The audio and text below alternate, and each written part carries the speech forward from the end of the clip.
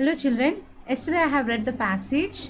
So today again I am going to read the passage and tell the answers. I think you understood the passage. Let us go again. Once again.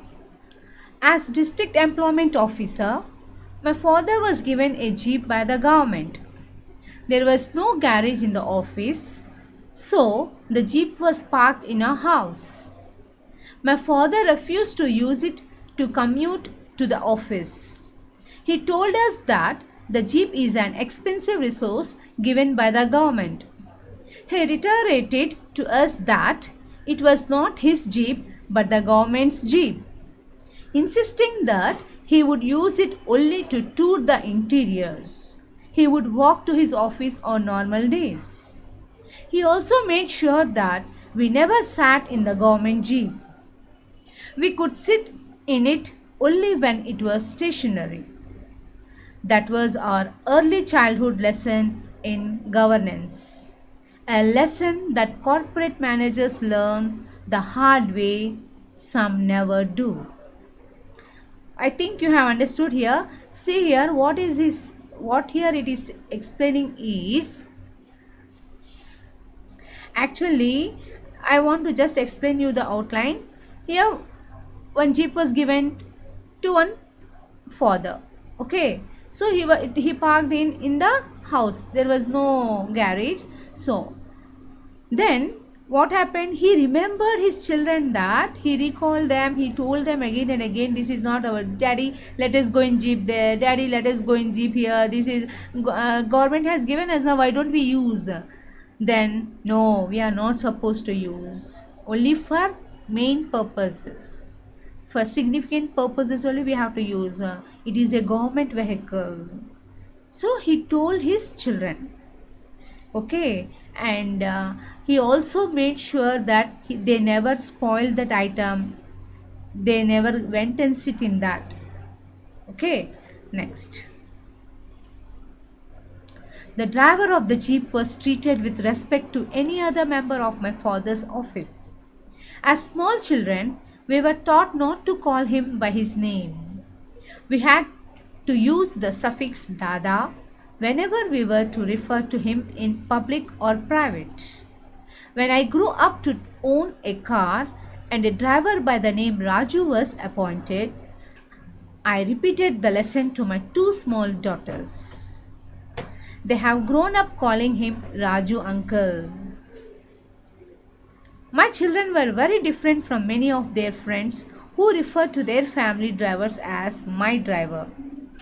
When I hear that term, my driver, from a school or college going person, I cringe.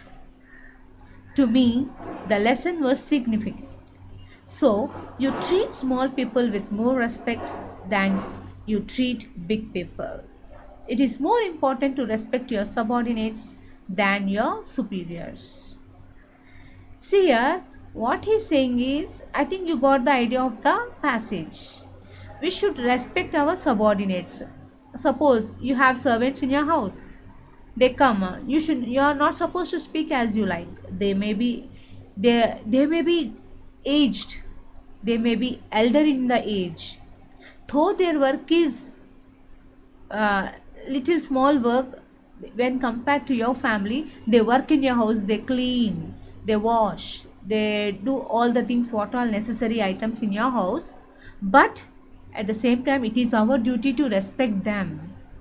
They are elder in your age, though their profession is that, we should give respect. So here also jeep drivers, car drivers must be given respect. What we take from the passage is the drivers, the watchmen, all they are all minor works, but also we have to respect them.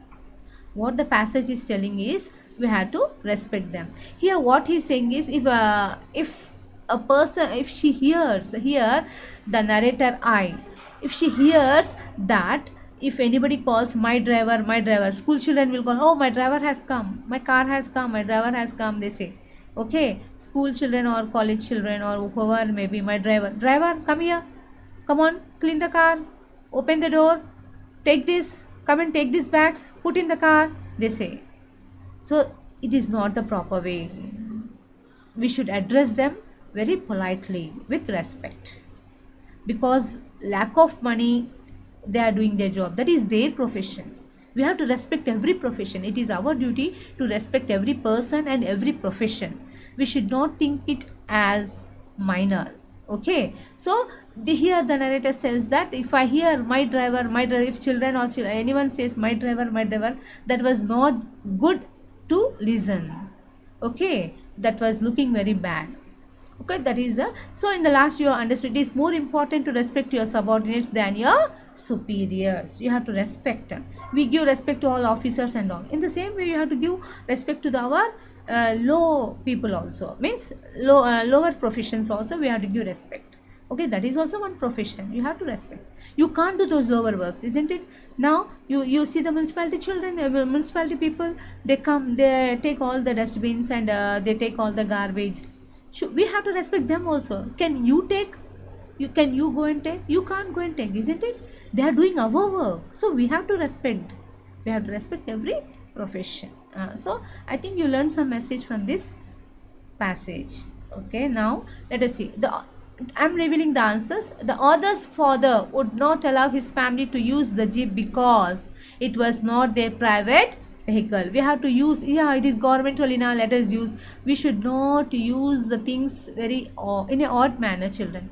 If it is a government vehicle also, we have to use it very carefully. That is how your daddies may be given cars or bikes or whatever may be, houses or whatever may be, but if it is a government item, whatever they are given, you have to use it with respect, in a proper way. That is only, that shows the respect of the service.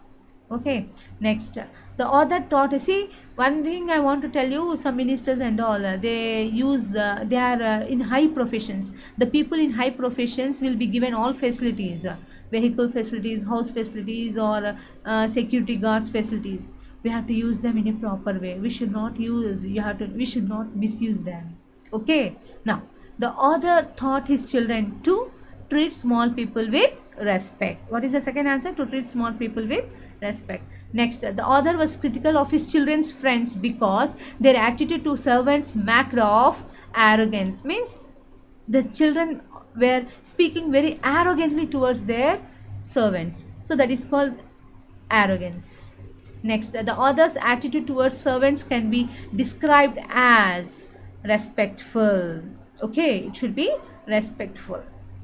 Now, next, the opposite of the word refused. Refused, accept. Accept of opposite, refuse. Means you don't agree. He is asking opposite, so you have to write accepted.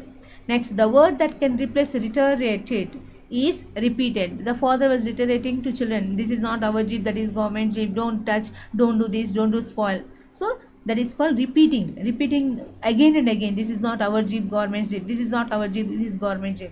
That repeating is called reiterated. Okay, I think you have understood.